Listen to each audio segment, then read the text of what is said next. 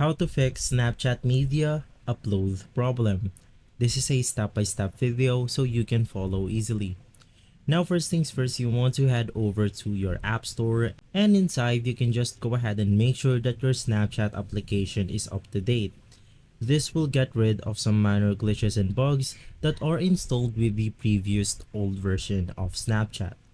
In here you can just go ahead and make sure that there is no update button on this page. If there is, you want to go ahead and click on update and you should be good to go. But to make everything simple, you can then go ahead and navigate through your system settings. And from here, you want to make sure that you are connected to a stable network. If not, sometimes that can cause the upload errors on the Snapchat application. And lastly, if all of the solutions doesn't work, you can just head over to the general settings of your device, and from here you want to click on iPhone storage. Inside iPhone storage, go ahead and navigate through Snapchat, and inside you can just go ahead and click on offload app. Right after, you want to click on the reinstall application.